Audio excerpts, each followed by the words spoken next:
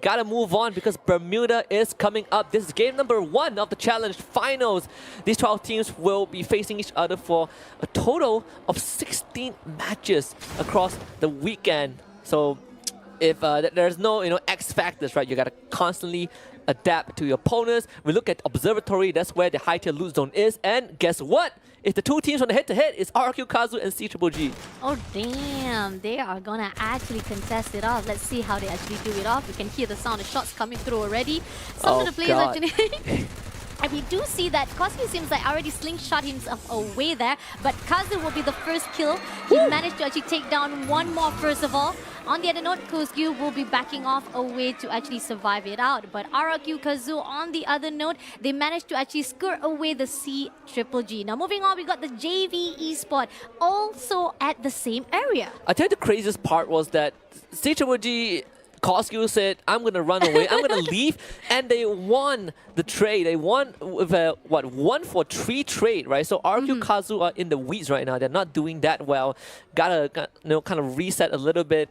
Again, high tier loot zone advantage going over the C-Triple-G. This is one of the best starts that you could ever ask for if you are a team that is born to fight. And can I just say that the live crowd was amazing. Agreed, definitely. That is the dream opening. I mean, we're talking about more than 2,000 people actually joining into the stage. Now coming up, right, JV Esports meeting on 1v1 situation. Limit shuts it down with Peter will be taken out. Yeah, Peter, one of the deadliest CQC players, but you can only do so much against multiple crosshairs. So in this case, JV taking advantage of that, right? The scattered C-Triple-G, even though they got the high tier loot zone, only 2 players are benefiting from it, and it's, I believe, 1 more and on fire, right? Peter just went down, Koskyu is no longer there, he's far away. P Esports showing up, it's a 2v2 fight, so this is actually pretty fair. P Esports, there's a chance for them to kind of take over all these precious resources. On fire has his back exposed, and Nero will take care of things. 1 more, unfortunately, won't be able to provide the backup that is needed. It's no angles for him to fire. 1 more backs away from a fight. He's actually looking for a strategy to actually hold the position-wise. He's going to back it up because he's all alone here. If he's been spotted out by the P Esports, 2v1 is not going to be in his favor, so he has to actually figure out a way to back things off. Just slow things down a little bit. P Esports, great job to actually catch it up, but it seems that there's going to be another fight with Peter, who just been revived. They actually trying to actually catch up from one play to another play from C-Triple-G. It's as if C-Triple-G is the target for all of the players tonight. Yeah, when you make yourself such a notorious team, you're bound to have a few targets on your back. And C-Triple-G, with all things considered, still has the full team alive, right? They were able to bring the entire squad back. Kiba is not that lucky, as the glue wall was a bit too late, so Raz gets the easy spray down for the first point for Indostars. Indostars comes through. And it seems that our team will be actually looking for the rest of it, coming towards to the C-Triple-G again. Peter, nicely done. It seems that we'll be taken out by LBT, crashing towards the side of C-Triple-G. Again, they have a marker. It seems that most of the teams are looking forward to take down the C-Triple-G after all of the damage they put through from the group stage itself. But no matter what, C-Triple-G is still rising. They still try their best to actually revive back the whole entire squad, holding off the position. We see that C-Triple-G back again with the full squad. So not to worry much. It's just much of the damage been put out by the rest of their enemies. That's what I love about the revival system, right? You get to constantly get your team back, and oh boy, Indostars issue a kill order onto Wasana as JV Esports finds 2 stragglers from Thorat, and that's going to be 2 more points for the Thai squad. And actually just now on the picture-in-picture cam, I actually saw someone brought a band to the venue. Wow! Usually it's an Indonesian culture thing, like they like to bring instruments, but man, it's so cool to see supporters really committing to it. JV Esports getting 2 points off of Thorat, they can take the launch pad and shoot straight into Plantation, which is inside the circle. Nicely done. Now pushing towards to the Rivers Red. This is other teams that actually done a great job as well at the Bermuda side. And let's see if they actually be able to actually crush that stat and pushing towards right here at their area. So far, it's actually safe for the team of Rivers Red coming towards to Toda. It seems that they are in the favor to fight with the Indostars. Shots coming through from side a limb, a little bit of long shot, 2 traps, but doesn't get it done though. It's not enough, but they know the fact that it's a little bit struggling here at the outside zone. Indostars Star pushing through for the close combat. Coachella comes through. Unfortunately, Zen will be the one to be knocked out. Toda not in a comfortable spot. There's not much land to work with. You can see that they are on the run. At least Traps is trying to get away from as far away as he can. Raz is on his tails though, and unfortunately for Traps, he is ironically trapped underneath that freeway, and he's going to be zoned in by the entire squad of IDS. So see if he can at least take a couple of members with him. There's going to be a lot of angles to look at. Traps already spotted out by Raz. That is going to be relayed over to Liam, who is now converging on Traps' location. He's going to be fed towards Traps. Turns the 180 to go for a flick. Actually, was able to get rid of Raz with the Trogon. No! It's a well-worth trade if you ask Todak. They took someone with them, and Noki says, I'm going to bring you back, brother. You've done enough. I mean, a great trade. Seriously, a great trade, and definitely a good survive-wise from the team of Toda. But nevertheless, they don't need to worry. They still come back with the full squad again for the revival. Now they're pushing it into the safe zone. We have Noki all alone. Will be gatekept by the Onyx Olympus. 3 players right in front of him. Let's see if Jack Gardu will actually push through. We got Gardu will be dashing through into the area. Still doesn't spot Noki though, but he knows the information. Now gonna rotate around, scout him a little bit further, but Noki's right there. He spotted him out. Now he's gonna chase after him, and that information will be relayed by the rest of the team as well, because we've got a full squad on Olympus going straight to Toda. Yeah, and this could be kind of what starts to break Todak. It's a good attempt from Noki, but Gardu barely a scratch. There is a kill order issued on Noki, and the binoculars were used, but Todak manages to bring the entire squad back. So this is just an opening match, Fasha, but we have a ton of revivals already. This is a very high revival count, and look at that. Kill orders left, right, and center. Kororo on the tag all around, also having a knife pointed at him right now. I believe that one is issued by BRU. There's a chance it's issued by Buriram United themselves. It's either that or RQ. I mean, there are 2 defensive emblems on the map. It's RQ Kazu, they're out for blood.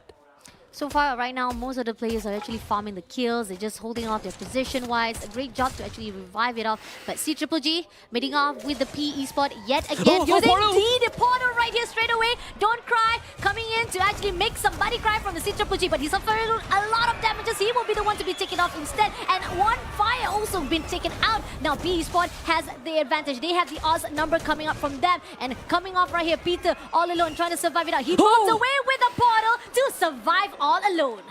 And I think he has resources. If he can get to the vending machine in time, he can bring his teammates back. Can he run far enough? Peter seems like he is forced to fight this. The entire squad of PE Sport chasing after him. They're going to hunt this guy down from CGGG. The crowd is not enough to save him. CGGG, the first team to get knocked out of Bermuda. What? The team has been notoriously amazing from the group stage to the finals, and now they are the one to be first to be taken out here from game number 1. Oh my god. Now coming up next here, Buriram, we are going to see them fighting off with Toda yet again in the same position. Let's see, they're pushing through. Icewall has been spotted out. Wasana comes through, but he's been damaged a little bit, but not to worry, he has the backup right there. Noki holding off his position, trying to actually heal himself. Backs away, regroup with Zen as well, sticking together, but seems like they know for a fact Buriram will chase after them. They're holding the position back away to the main side. Buriram putting out the ice wall. Now 1v1 situation spotted out, coming in for the shots, will take down Noki straight away. Yeah, not even close. Moshi finds a snipe onto Zen as well. Todak have already lost 2 members in a blink of an eye. It's just Zen and Fikri left. And you know when BRU has their eyes on you, it is a death sentence. Todak wiped off the face of the map, and BRU cashes in on 3 points.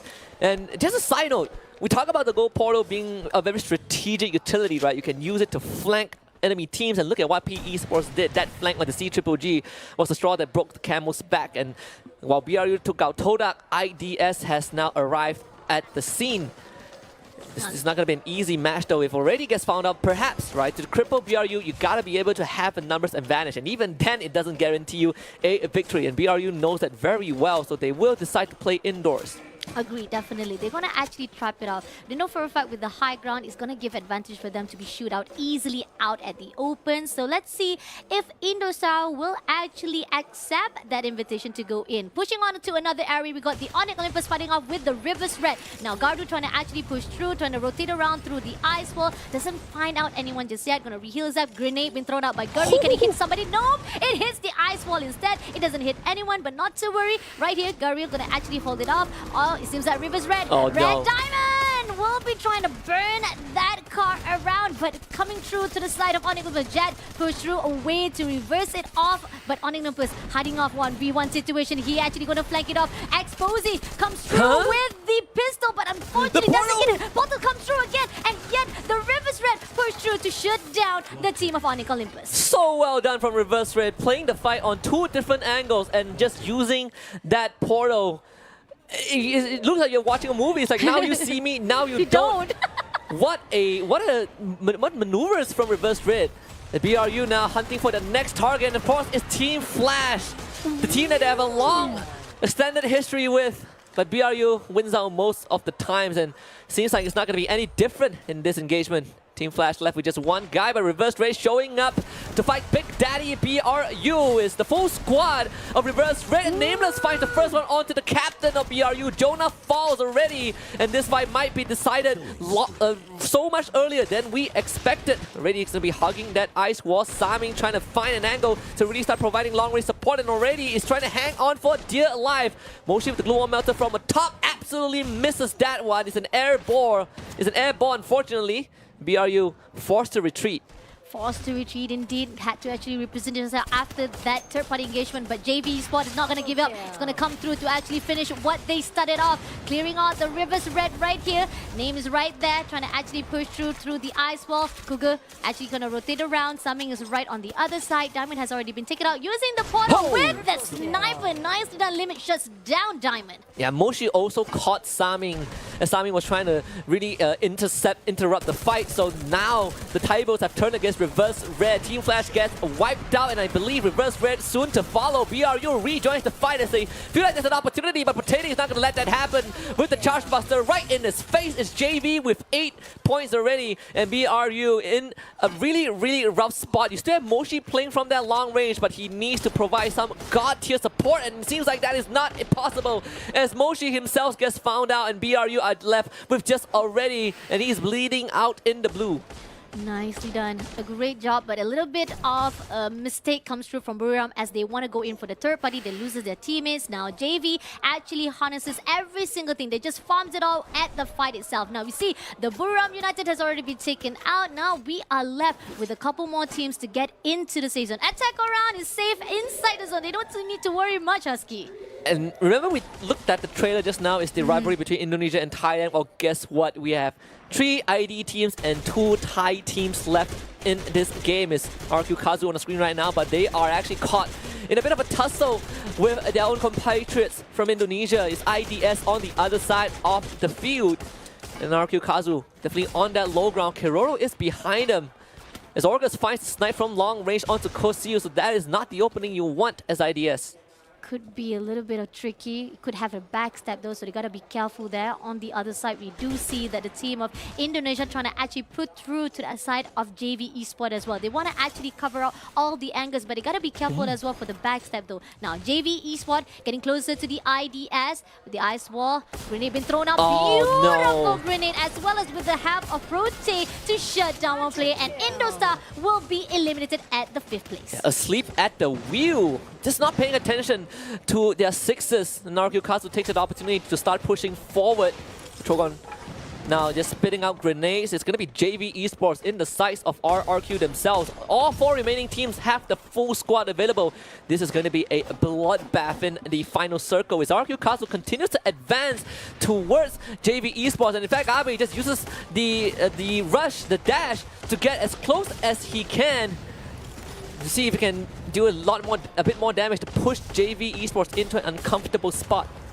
Grenade been thrown out, Cougar backs off, a lot of damage like actually traded off from one another. It doesn't actually push through, and now RQ Kazu is actually trying to accept that information and trying to actually close off to JV Sport. They're going to push through even more for the knowing for a fact that JV has been pushed down below. But attack around is quite preoccupied with Torad right here, trying to actually throw as much as a grenade as possible. Full key push through, and there's actually most of the defense-wise not giving off that revenge-wise, but Team team wipeout will be done by the attack around to shut down RRQ. So well done from attack all around. All these 1v1s won in their favor, but on the other end is RRQ Kazu doing numbers onto JV Esports. It Studs now finds himself outside of the building, tanking a bit of the blue, but is able to make it back to safety in time. It's JV out of the picture, and guess what, Vasha? We have attack all around against RRQ Kazu, and it's a 4v4. And this is about to get a bit messy because RRQ Kazu have advantage of the circle, but attack all around have advantage of high ground. RRQ Kazu splitting their forces. You see Keroro taking the gold portal.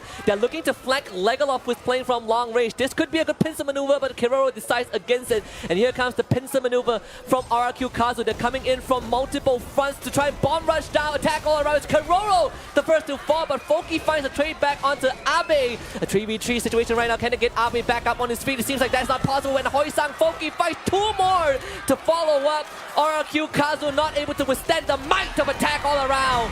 And it's attack all around to open up game one in front of a home crowd.